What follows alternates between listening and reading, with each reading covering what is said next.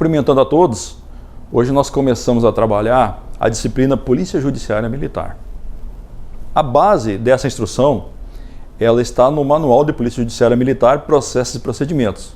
O manual que eu tive a oportunidade de escrever juntamente com o Tenente Jorge e o Sargento Pirosi, que está homologado pelo comandante-geral da instituição. Os senhores podem encontrar esse manual no site do Corpo de Bombeiros. Por que nós escrevemos esse manual? O manual ele é baseado nos princípios constitucionais, especialmente o princípio da ampla defesa, do contraditório, do devido processo legal. E nós fizemos isso por quê?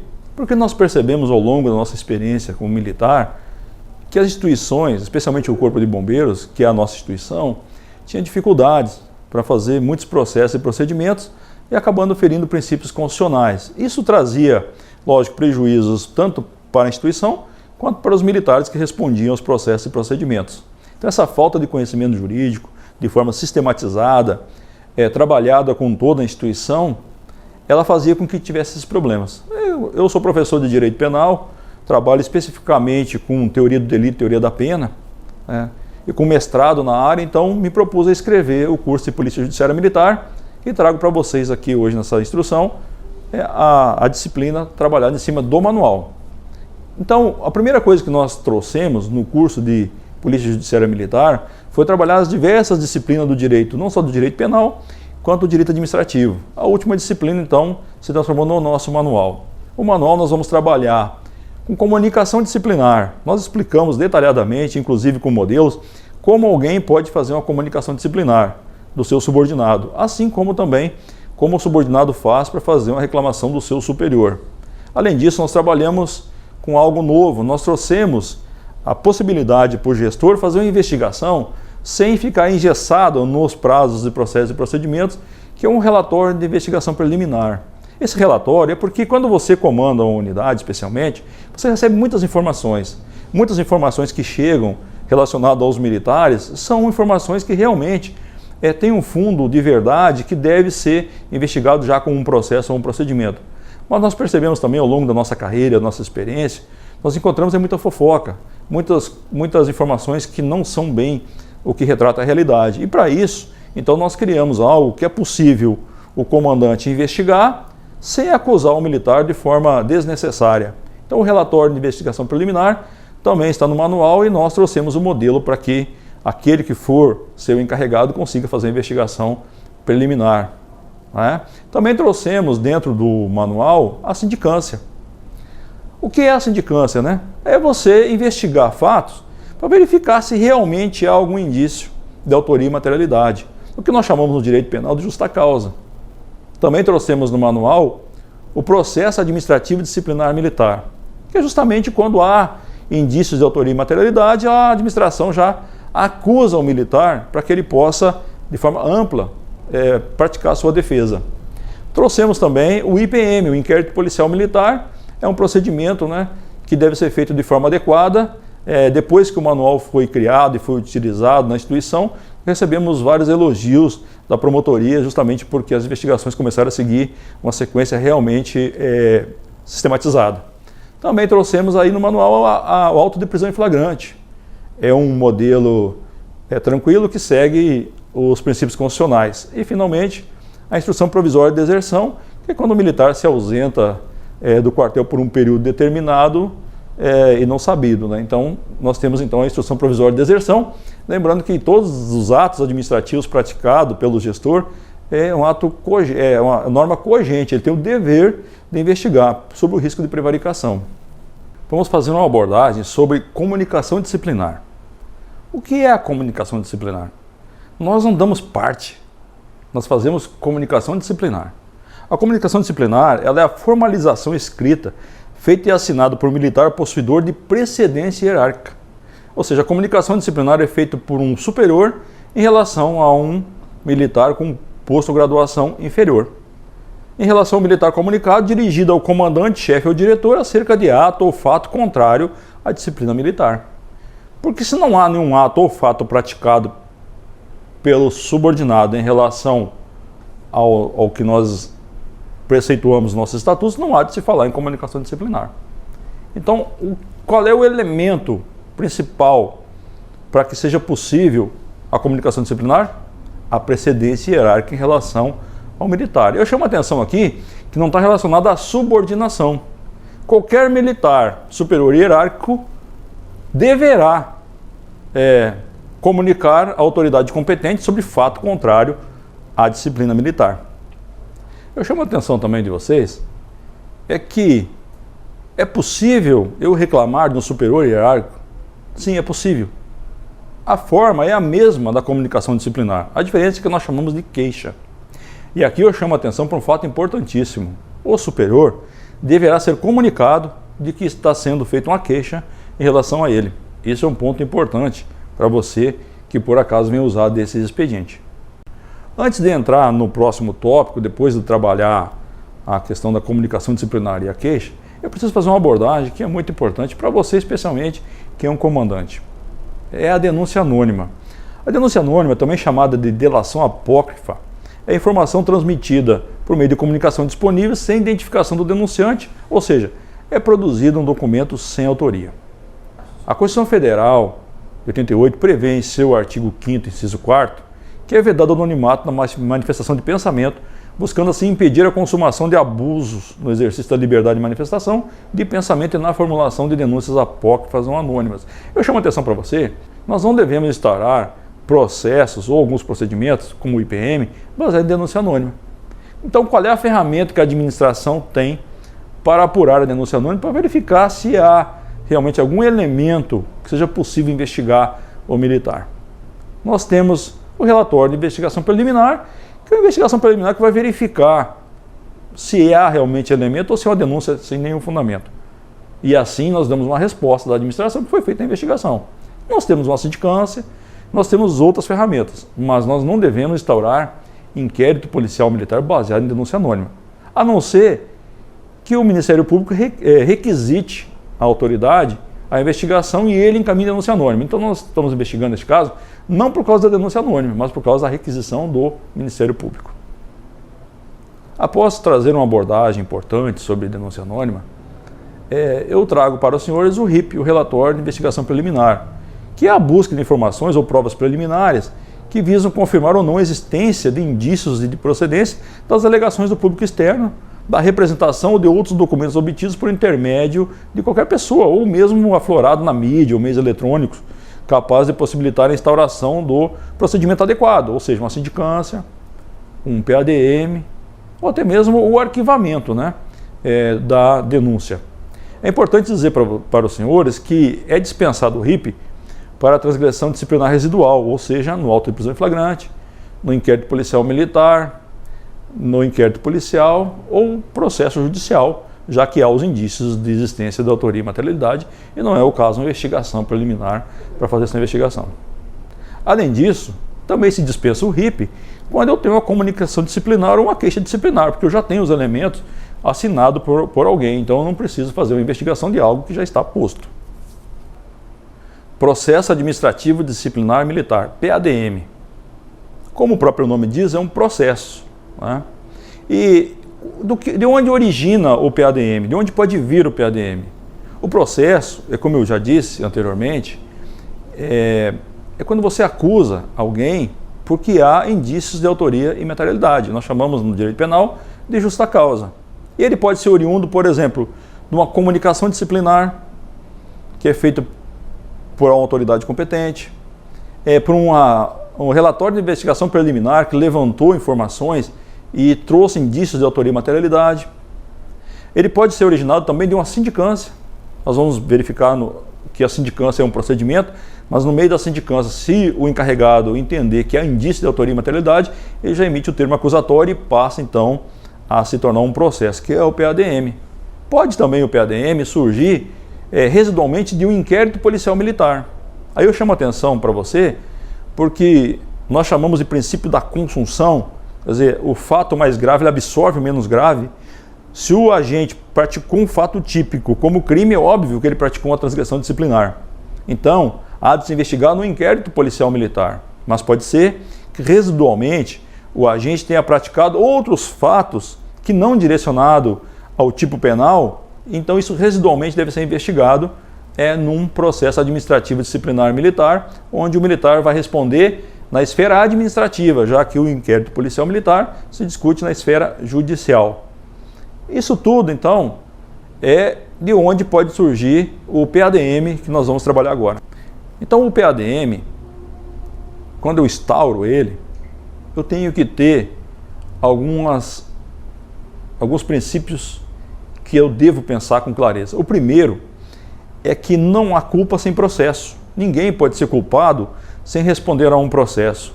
Também não há processo sem acusação. Por isso que o primeiro ato do PADM é o termo acusatório, para que o militar possa preliminarmente começar a exercer o seu direito de defesa. Também não há prova sem defesa. Então não tem como produzir prova sem que a defesa possa participar do processo e responder em cima dessa prova.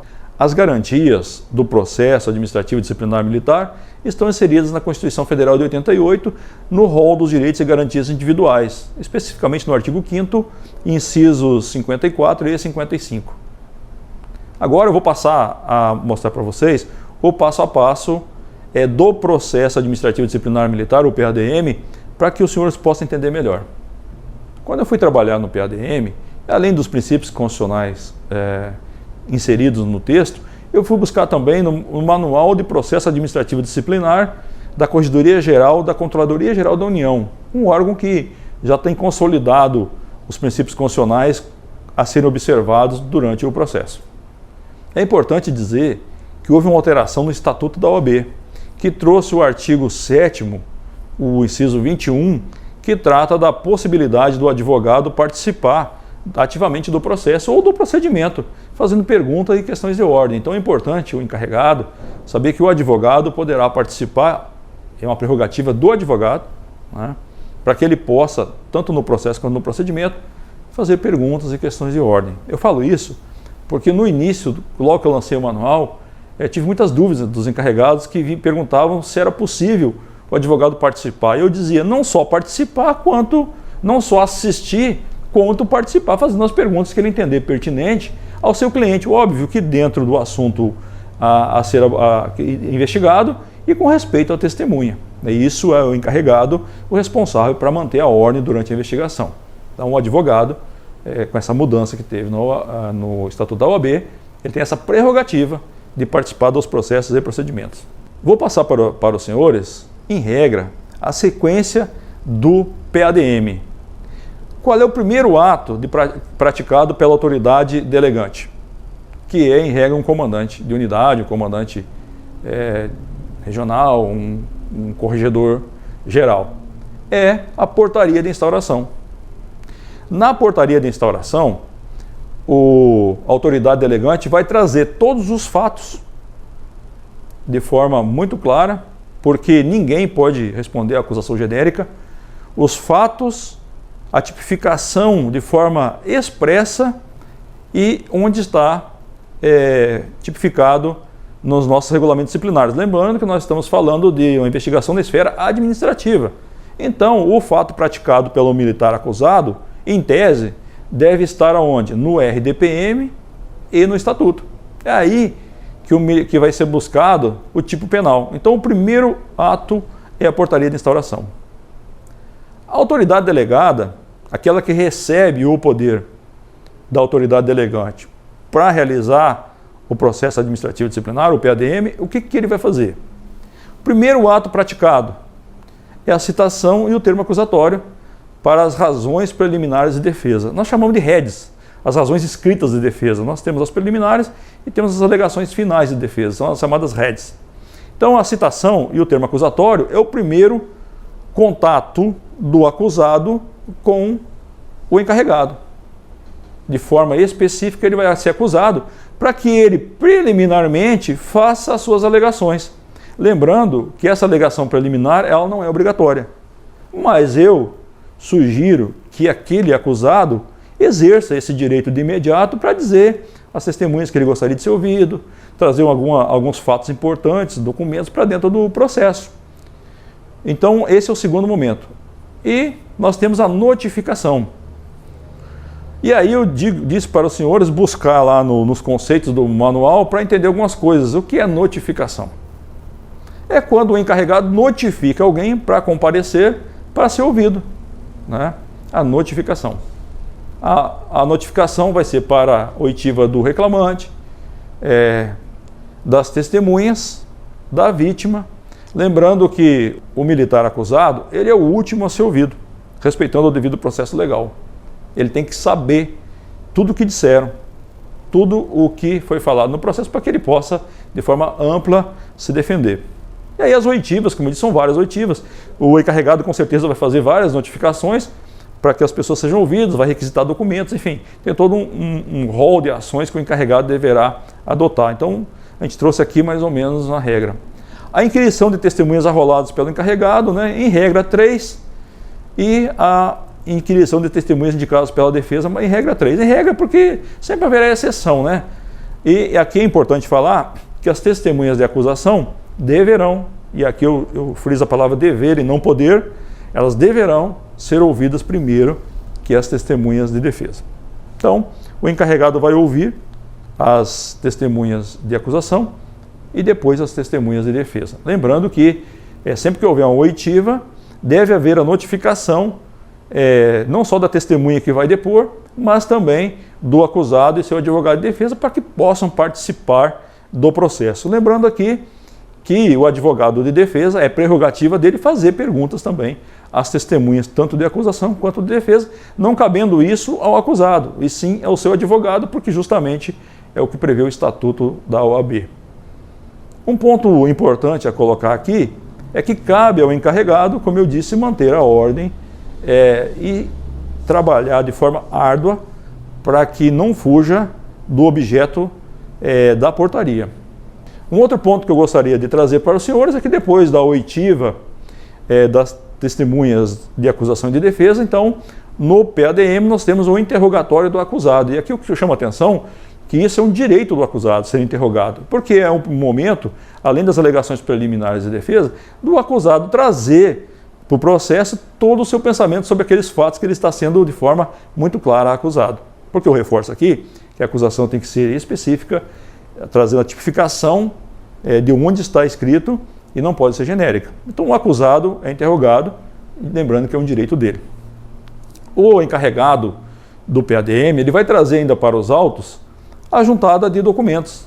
Conforme for chegando documentos, ele vai juntando os autos para que de forma organizada sejam colocadas nos autos, né? E outras provas que ele entender necessário, como diligências, não é só a oitiva, as provas são testemunhais, documentais, tem vários tipos de provas que o encarregado deverá trazer de forma muito séria para o processo, porque nós estamos lembrando que aqui a instituição, a administração está acusando formalmente um membro da sua instituição de algo tipificado como conduta ilícita no regulamento disciplinar e no Estatuto dos Militares do Estado de Mato Grosso. Um outro ponto que é importante abordar é que depois da portaria de instauração, da citação e do termo acusatório para que haja as alegações preliminares de defesa, que, como eu disse, não são obrigatórias, nós temos a notificação para as oitivas das testemunhas, do reclamante, da vítima, né? As testemunhas sempre as primeiras a serem ouvidas, as da acusação, depois as da defesa, o interrogatório do acusado, ressaltando que é um direito dele ser ouvido, né? E o acusado aqui não pode ser acusado pelo que disse, é um direito dele dizer o que ele quiser no seu direito de defesa. A juntada de materiais, as provas que porventura surjam durante a investigação, nós temos o termo de abertura de vista para as razões finais de defesa. Como eu disse, as redes são duas, né? As alegações preliminares no início do processo e as alegações finais de defesa. Neste momento, o termo de abertura de vista é o quê? O encarregado tira cópia de capa a capa de tudo que foi produzido e encaminha para o acusado para que ele possa ler tudo e fazer as suas alegações finais de defesa. Então será juntada nos autos as razões finais de defesa. E aqui eu faço uma ressalva: caso depois da entrega dos autos, no termo de abertura de vista para o acusado, o encarregado traga aos autos mais algum documento, ou haja a necessidade de ouvir mais alguém que trouxe um fato relevante, deverá então juntar aos autos e abrir novo termo de abertura de vista para as alegações finais, razões finais de defesa, porque elas são as finais, ou seja, não pode ter nada posterior a isso. Então vai ser juntado as razões finais de defesa, então será feito pelo encarregado um relatório motivado e fundamentado, sugerindo a sanção ou o arquivamento dos autos. Esse relatório é que vai subsidiar a autoridade delegante para tomar a medida administrativa que ele entender razoável dentro do que foi investigado. Essa medida administrativa não é adotada pelo encarregado, né? Ele é só uma autoridade delegada. É o delegante, aquele que instaurou o processo, é que vai adotar a medida disciplinar, se for o caso, porque ele é a autoridade legítima e competente para isso. Bom, após abordar então o PADM, nós vamos tratar da sindicância. O que é a sindicância? A minha experiência ao longo de quase 30 anos de serviço militar, o que eu percebi é que muitas sindicâncias instauradas na instituição, na verdade, eram PADMs. Porque se eu já tenho indício de autoria e materialidade, a justa causa, eu não preciso investigar, eu tenho que acusar, para que a administração possa iniciar um processo para que o acusado possa se defender de forma ampla. Então, a sindicância, segundo o Manual de Processo Administrativo Disciplinar da Corregedoria Geral, da Controladoria Geral da União, ela é uma peça investigativa, preparatória ou inquisitorial. Não está expressa na Lei 8.112 de 90, mas ela está expressa na doutrina de jurisprudência, além do inciso 2º, artigo 4º da Portaria 335/2006 da CGU, a Controladoria Geral da União, de onde nós buscamos as informações para escrever este manual, que descreve a sindicância como sendo procedimento preliminar, sumário, instaurada com o fim de investigação de irregularidades funcionais que precede ao processo administrativo disciplinar, o PADM, sendo prescindível de observância de princípios constitucionais do contraditório da ampla defesa. Então eu chamo a atenção aqui que o sindicado, ele não é acusado, ele é um investigado. Nós trouxemos no manual porque entendemos que a boa-fé processual deve prevalecer, apesar de não estar previsto, e que devemos informar o militar de que ele está sendo investigado de algo que pode se caracterizar como transgressão disciplinar em tese ou não. Então, a sindicância ela é uma investigação, ela é inquisitória, assim como é o inquérito policial militar, não se fala em contraditório em ampla defesa enquanto estivesse investigando. Além de trazer a portaria da CGU, a 335/2006, eu trago a doutrina, Eli Lopes Meirelles, que vai dizer que sindicância administrativa é o meio sumário de apuração ou elucidação de irregularidades no serviço para a subsequente instauração de processo e punição ao infrator. E pode ser iniciada com ou sem sindicado, bastando que haja indicação da falta a apurar. Não tem procedimento formal nem exigência de comissão sindicante, podendo realizar-se por um ou mais funcionários designados pela autoridade competente. Dispensa defesa do sindicado e publicidade no seu procedimento, por se tratar de simples expediente de apuração ou verificação de irregularidades, e não de base para a punição equiparável a inquérito policial em relação à ação penal. Nós, militares, não temos comissão, Nós nomeamos um encarregado. E como diz a doutrina, então, é um procedimento que não tem exigência formal. Nós seguimos uma sequência, e dispensa, inclusive, o sindicado, porque nós podemos ter fatos a apurar. Como eu disse aos senhores anteriormente, a maioria das sindicâncias que eu percebi na minha passagem pela Corregedoria Geral, comandando unidades operacionais, e ao longo do tempo, é que as sindicâncias seriam PADMs, porque se eu tenho indício de autoria e materialidade, eu acuso logo ao militar para que ele possa se defender de forma ampla. Além da doutrina, é preciso trazer a jurisprudência que trata da sindicância. E eu vou buscar no STJ o HC 7.983 de 2005, onde o ministro Hélio disse o seguinte: a sindicância, que visa apurar a ocorrência de infrações administrativas sem estar dirigida, desde logo, à aplicação de sanção, prescinde da observância dos princípios do contraditório e ampla defesa, por se tratar de procedimento inquisitorial prévio à acusação e anterior ao processo administrativo disciplinar militar. Fica claro, então, do que nós percebemos até agora, é que a sindicância ela é investigativa, inquisitória e não cabe, neste momento, o contraditório e ampla defesa, porque o militar está sendo sindicado e muitas vezes está sendo apurado o fato e ainda não se tem o nome de alguém que possa ser acusado. Tratando da sindicância, vou trazer para os senhores, em regra, a sequência de uma sindicância. As peças comuns, que essencialmente elas vão ser trabalhadas pelo encarregado. A primeira peça que o encarregado vai elaborar, confeccionar, é a autuação da portaria de instauração e demais documentos existentes. Então, na autuação, que é a primeira peça, ela vai anexar a portaria da autoridade delegante, que traz a competência para que o encarregado da sindicância possa fazer a sua investigação. O segundo ato praticado pelo encarregado é o termo de abertura. É o termo de abertura que ele vai abrir a sindicância para começar os seus trabalhos. A próxima peça que ele vai trazer é a citação do sindicado, se houver. Então aqui vale ressaltar a você que está assistindo que aquela sindicância pode estar apurando um fato para ver se chega alguém responsável pelo fato. Mas a sindicância também já pode estar investigando pessoas, militares, né? E aí, esse militar não é acusado, ele é sindicado. Neste momento, então, nós trouxemos, pelo princípio da boa-fé processual, o dever do encarregado de dar ciência ao sindicado, se houver, de que ele está sendo investigado pela administração, mas ainda não está sendo acusado, porque a sindicância pode concluir que não há indício de autoria e materialidade, que não há de se falar em iniciar um processo administrativo disciplinar militar em face daquele militar. O próximo ato praticado pelo encarregado é a notificação. O que é a notificação? O encarregado vai notificar o sindicado, se houver, para que ele venha ser ouvido nos autos. Também o encarregado vai ouvir o reclamante, vítima, se houver, testemunhas, né? Aí a inquirição de testemunhas, lembrando que eu já abordei no processo administrativo disciplinar militar, vai ser ouvido primeiro as testemunhas apontadas pelo sindicante, em regra 3, mas isso como é regra pode haver exceções, e depois disso então vai ser ouvido o sindicado, para que ele possa se manifestar para falar sobre o que está sendo investigado pela administração, lembrando que ele ainda não está sendo acusado. Bom, depois da oitiva do sindicado, na sindicância, o encarregado tem dois caminhos a seguir. Ou ele encerra a sindicância e diz que do fato apurado não há indício de autoria e materialidade, ou que aquele militar que foi sindicado não praticou nenhum fato típico como transgressão disciplinar. Ou o encarregado pode seguir um outro caminho.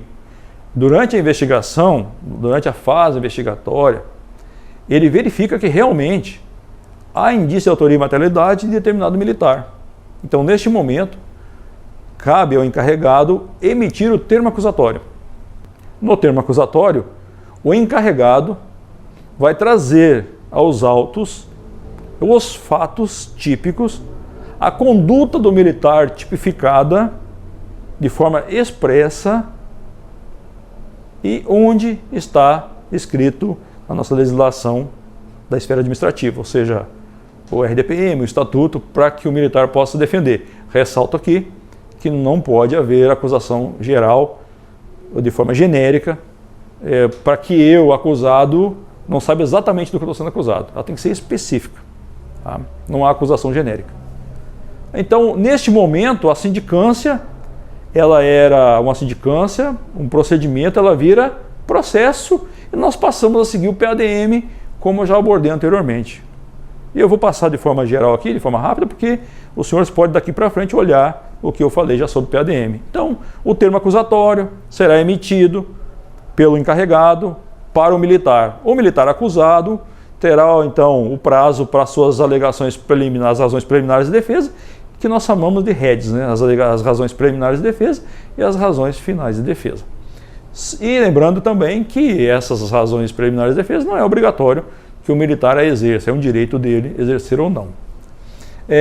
Depois disso, então, o encarregado vai inquirir as testemunhas. Neste caso, ele vai ouvir as testemunhas de acusação e de defesa, seguindo a sequência lógica, e depois vai interrogar o acusado, lembrando que é um direito do acusado a ser interrogado. Vai juntar, então, as provas materiais e documentos pertinentes à apuração. Aqui eu faço uma ressalva, porque se eu ouvir alguma testemunha enquanto sindicância e o acusado não participou, não teve o direito de participar, não foi chamado a participar, nós recomendamos então que a testemunha seja reinquirida, agora no processo, né, acusatório, que é o PADM, para que a defesa possa participar, inclusive fazer perguntas e questionamentos para que possa esclarecer os fatos, respeitando o princípio do contraditório e da ampla defesa e do devido processo legal. Tá?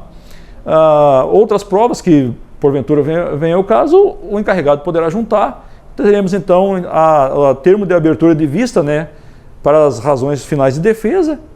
Depois disso, a juntada das razões finais de defesa, o relatório do encarregado, fundamentando, né, o que ele verificou, e aí então esse relatório termina a sindicância, já no final, já um processo e não mais procedimento, para que a autoridade delegante, que é sempre quem decide o que vai concluir dessa sindicância ou processo administrativo disciplinar militar. Não é o encarregado que pune ou deixa de punir alguém, é a autoridade delegante. O encarregado apenas faz a investigação ou faz o trabalho do PADM. Tudo bem? Além das peças que são regra numa sindicância, nós temos algumas outras possibilidades, alguns incidentes que poderão acontecer e quais são as ferramentas que nós trouxemos no manual para que o encarregado possa exercer a sua investigação de forma mais profunda possível. Nós temos então a procuração do defensor, né, quando constituído, né, lembrando que na investigação preliminar, na sindicância, no processo administrativo disciplinar, a súmula vinculante número 5 do STF diz que não é obrigatória a defesa técnica por advogado. A procuração do defensor, então, o termo de declaração, o depoimento complementar, eu posso chamar mais pessoas para serem ouvidas novamente, né? O termo de reconhecimento de pessoa ou coisa, porque algum material ou outro que possa surgir na investigação, o encarregado poderá fazer um termo de reconhecimento. Termo de acareação, se houver contradição entre testemunhas, entre pessoas ouvidas no processo ou no procedimento, o encarregado poderá fazer uma acareação. A carta precatória ou rogatória, para que alguém que não esteja no local possa ser ouvido em outro local. Auto de reconstituição, eu posso reconstituir os fatos. O termo de degravação, se houver um áudio, eu poderia degravar para colocar escrito nos autos. Auto de exame datiloscópio, auto de exame de embriaguez, se for o caso, né? Auto de exame pericial, termo de compromisso de perito ad hoc, se eu tiver que nomear um perito ad hoc, auto de exame de sanidade física ou mental, auto de exame de corpo de delito, auto de avaliação, auto de busca e apreensão, e lembrando que a busca e apreensão deve ser precedido de mandato judicial, termo de restituição, entre outros, porque assim que o material, por exemplo, ele foi utilizado durante a investigação e não tiver mais necessidade, deverá ser restituído a quem foi recolhido o material.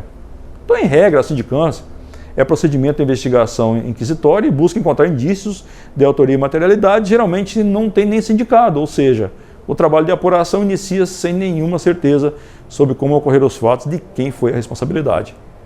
Trouxemos uma abordagem na esfera administrativa quando falamos de comunicação disciplinar, queixa, relatório de investigação preliminar, o RIP, sindicância, PADM. Agora nós vamos entrar na esfera judicial.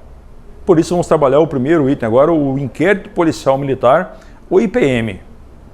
É um procedimento que integra a investigação criminal e tem conexão direta com o direito processual penal militar brasileiro. Os órgãos de polícia judiciária castrense podem atuar de 4 formas. Nós temos o inquérito policial militar, o IPM, o auto de prisão em flagrante, o APF, a instrução provisória de deserção, o IPD, e a instrução provisória de insubmissão, o IP. Lembrando que a instrução provisória de insubmissão está relacionada ao serviço militar obrigatório, não cabendo esse procedimento, então, aos militares das forças auxiliares. A persecução criminal militar é uma atividade estatal de apuração de delitos militares na esfera judicial ou extrajudicial. No âmbito da esfera extrajudicial, podemos se dar pela Polícia Judiciária Militar, o IPM, o APF, o IPD e o IPI. E pelo Ministério Público Militar, ao atuar em judicium por ação penal militar. Em relação às características do inquérito policial militar, o nosso IPM, é importante dizer que é um procedimento escrito. Está no Código de Processo Penal Militar, no artigo 22. Igual que você vê no inquérito policial do direito processual comum. Há também uma sigilosidade. O Código de Processo Penal Militar, no artigo 16, além da Lei 8.906/94, no artigo 7º, incisos 13 e 14, temos o STF, o HC 87.827 do Rio de Janeiro e a súmula vinculante número 14, também igual ao que se vê no inquérito policial do direito processual penal comum. Além disso, nós temos a oficialidade. A Constituição Federal de 88, no artigos 142 e 144, no CPPM, artigo 10º, 11 e 15, onde somente os órgãos de polícia judiciária castrense é quem poderão apurar os crimes militares. Aqui eu faço também um parênteses para tratar dos possíveis vícios no IPM. Da mesma forma que ocorre no direito processual penal comum, no militar, eventuais vícios de irregularidade ou até mesmo de ilegalidades que venham a ocorrer no curso do IPM ou de qualquer outra inquisa militar, não terá o condão de contaminar ou impedir a futura ação penal militar, já que tais vícios poderão ser sanados em juízo. E aqui eu faço uma abordagem que é importante. Toda a investigação de um inquérito policial militar, ela é subsídio para que o titular da ação penal, neste caso o promotor de justiça, possa acusar formalmente alguém da prática de crime. Então o processo, que lá no PADM ele é administrativo, a administração acusa o militar para que ele possa defender, neste caso só vai se iniciar no momento em que o juiz informar ao militar de que ele está sendo acusado de um crime, para que ele possa defender. Então, lá na esfera judicial haverá o processo da mesma forma que houve na esfera administrativa em relação ao PADM, ou em relação ao Conselho de Disciplina, ou em relação ao Conselho de Justificação. Então, eventuais ilegalidades praticadas durante o IPM, elas deverão ser sanadas em juízo, porque é lá em juízo que a defesa poderá contraditar as provas. Apesar de já ter abordado o tema denúncia anônima, eu preciso trazer novamente no momento em que eu trato do inquérito policial militar. A notícia crime inqualificada, chamada denúncia anônima, nós temos que voltar lá no direito penal comum para poder abordar sobre ela. No direito processual penal comum, não se permite a instauração imediata de inquérito, mas permite-se, em primeiro, a VPI, a verificação de procedência de informações. E caso as informações da notícia inqualificada sejam ao menos parcialmente procedentes, a autoridade policial vai instaurar o inquérito. Então podemos dizer que o mesmo ocorrerá no direito processual penal militar. Não se instaura o inquérito policial militar baseado na denúncia anônima, como eu já tinha abordado esse tema anteriormente. É importante esclarecer que o militar que responde ao inquérito policial militar, o IPM, ele poderá ser preso durante a investigação.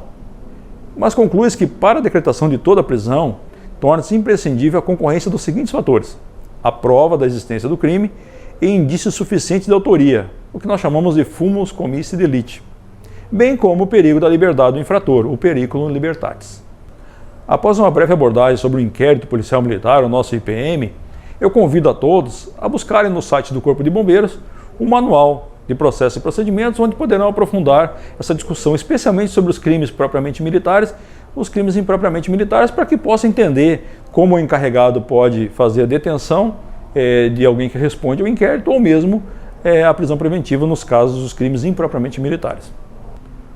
Após abordar o inquérito policial militar, eu vou fazer uma breve também abordagem sobre o auto de prisão em flagrante delito. A prisão em flagrante delito, a APF ou a APFD, é aquela que se dá no momento da prática do crime ou imediatamente após o seu cometimento. É uma das possibilidades de prisão. A outra prisão possível só se dá por ordem judicial.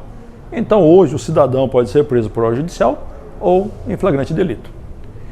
O preso em flagrante deve ser imediatamente conduzido à presença da autoridade que irá presidir o flagrante e será lavrado o auto de prisão em flagrante, que deve conter a data e horário onde foi lavrado, a indicação da autoridade que o presidiu, a qualificação, o compromisso auditivo do condutor, onde se deverá informar os fatos que motivaram a prisão do conduzido, bem como as circunstâncias que a envolveram.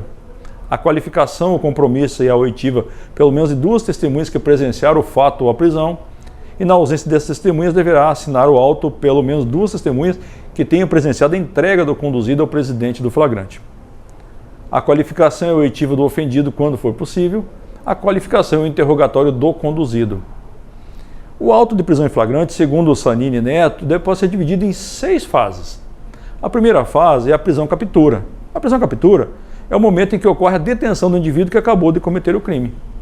A condução coercitiva é o segundo momento. É quando o militar detido será conduzido até a autoridade que irá presidir o flagrante, devendo evitar qualquer tipo de interrogatório ou investigação. Então o condutor, ele só conduz o flagranteado, ele não interroga, não faz nenhum outro procedimento que não a condução coercitiva do flagranteado. A terceira fase é a audiência preliminar de apresentação e garantias. Segundo a Convenção Americana sobre Direitos Humanos, toda pessoa presa deve ser conduzida sem demora à presença do juiz ou outra autoridade competente para as medidas adequadas. Nem sempre a prisão-captura será ratificada pela autoridade competente. Por não restar demonstrado o estado de flagrância, por não haver indício suficiente de autoria ou por se tratar de fato atípico. Então o fato de alguém conduzido em flagrante à autoridade competente não quer dizer que a autoridade que vai presidir o flagrante tenha que elaborar o auto de prisão em flagrante. Se ela entender que não há os indícios já citados, deverá então produzir um documento que no futuro irá gerar pela autoridade competente um inquérito policial militar ou uma sindicância. Na quarta fase, é a lavratura do auto de prisão em flagrante. Se após ouvir os envolvidos a autoridade concluir que não é o caso de prisão em flagrante, a pessoa conduzida será liberada apenas com a lavratura do boletim de ocorrência, que nesses termos funcionará como uma espécie de notícia criminis, sendo subsídio para a instauração de procedimento como o IPM, por exemplo. Caso a autoridade faça análise e decida que é o caso de lavratura do auto de prisão em flagrante, deverá presidir o flagrante e confeccionar o auto, seguindo a sequência do modelo que nós trouxemos no nosso manual. E a quinta fase, então, é o recolhimento ao cárcere. Após a lavratura do auto de prisão em flagrante, o preso será conduzido ao ML para a realização do exame de corpo de delito e após será recolhido ao cárcere, onde ficará à disposição do Poder Judiciário. É importante abordar aqui que na sexta fase, então, é a comunicação da prisão ao juiz. Após o encerramento do procedimento de polícia judiciária, o presidente do flagrante deverá enviar o auto ao juiz para que a legalidade da prisão seja novamente analisada, desta vez pelo Poder Judiciário. O juiz, a receber o auto de prisão em flagrante, deverá fundamentar o relaxamento da prisão, caso seja ilegal, converter o flagrante em prisão preventiva ou aplicar outra medida cautelar ou ainda conceder a liberdade provisória. Se você quer aprofundar um pouco mais sobre o auto de prisão em flagrante, no nosso manual nós trazemos o passo a passo. Lembrando que qualquer item daqueles que não for observado, o juiz deverá relaxar a prisão por prisão ilegal. Depois de trazer para os senhores o auto de prisão em flagrante de forma bastante geral, sem muito aprofundamento, nós vamos abordar um pouquinho a instrução provisória de deserção. Parte da doutrina traz uma abordagem sobre a formalidade do termo de deserção, questionando a sua constitucionalidade. Nós trouxemos no manual a súmula número 10 do STM, o Superior Tribunal Militar, que define que não se concede liberdade provisória a preso por deserção antes de decorrido o prazo previsto no artigo 453 do CPPM. E a pena prevista é de detenção de 6 meses a 2 anos e agravado se o desertor for oficial. E aqui é importante falar para você que o artigo 453, já citado, do CPPM, define que o desertor que não for julgado dentro de 60 dias, a contar do dia da sua apresentação voluntária ou da sua captura, será posto em liberdade, salvo se tiver dado causa ao retardamento do processo. Além disso, os parágrafos 3º e 4º da Lei Complementar 555 de 2014, que é o Estatuto dos Militares do Estado de Mato Grosso, define que o desertor, se for capturado ou que se apresentar voluntariamente, depois de haver sido demitido, será reincluído temporariamente ao serviço para que responda pelo crime praticado. O primeiro documento a ser elaborado em relação à deserção é a parte de ausência. A parte de ausência consiste em um documento de caráter administrativo que em si mesmo não possui nenhum valor processual penal, como tem o termo de deserção. A finalidade da parte de ausência é verificar a falta comprovada ou justificada por no mínimo 24 horas do militar, que deveria estar, apresentar-se ou permanecer na unidade, posto de serviço ou subunidade em que serve ou esteja a ela adido. A finalidade, então, da parte de ausência é dar conhecimento ao escalão superior de que o militar se acha faltando ao quartel, registrar o início da contagem do prazo de graça, originar diligências do comandante da subunidade ou da unidade para evitar que se caracterize o crime de deserção. Aqui eu chamo a atenção que a administração tem o dever de procurar o militar para que evite que ele pratique o crime de deserção. Registrar, então, como eu disse, o início do prazo de graça, originar diligências e provocar a elaboração do inventário de bens deixados ou extraviados pelo ausente. Em relação ao prazo de graça, é importante dizer que o prazo de graça é o lapso de tempo legal de 8 dias que se concede ao ausente como condição para que ele se apresente e não venha consumar o delito penal de deserção. A contagem do prazo de graça, que é motivo de confusão de muita gente, Está no artigo 451 do CPPM, que define a contagem dos dias de ausência para efeito da lavratura do termo de deserção. Inicia-se a 0 hora do dia seguinte àquele em que foi verificada a falta injustificada do militar. Por exemplo, se a ausência injustificada ocorreu no dia 10, inicia-se a contagem do prazo dos dias de ausência a 0 hora do dia 11, consumir-se-á a deserção a 0 horas do dia 19. O próximo documento é a parte de deserção, que é um documento que deve ser confeccionado pelo comandante de subunidade ou autoridade competente, tendo como teor a conduta do militar ausente, que passa a partir deste momento a tornar-se suspeito do crime de deserção. Após a parte de deserção, a autoridade elaborará o termo de deserção. Assim, logo após a lavratura da parte de deserção, o comandante de unidade ou ainda a autoridade superior tomará providência administrativa, processual, penal, militar, no sentido de formalizar a instrução do processo de deserção, determinando a lavratura do termo em questão, que tem por objetivo fornecer elementos necessários à propositura da ação penal. Com a lavratura do termo de deserção, tem-se como consequência imediata a caracterização da consumação do crime de deserção, e como providência imediata, o desertor será agregado ou excluído.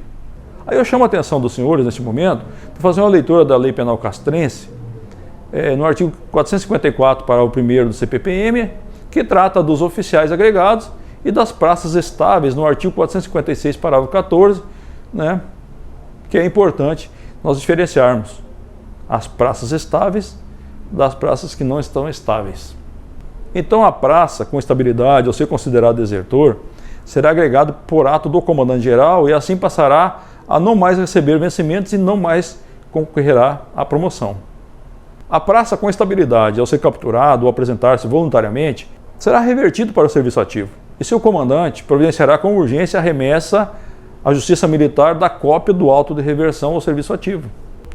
O objetivo dessa disciplina foi trazer a todos um pouco de conhecimento, sem aprofundar muito, dos trabalhos de Polícia Judiciária Militar. Nós trouxemos para os senhores, então, um pouco do manual, como eu disse, está disponível no site do Corpo de Bombeiros, que eu tive a oportunidade de escrever junto com o Tenente Jorge e o Sargento Pirose, que é homologado pela instituição. Se trabalha neste momento a elaboração de um código de ética. Independente de haver mudança do código de ética ou do RDPM, o processo, a forma de investigação não vai mudar. O que pode mudar em relação ao manual são os prazos.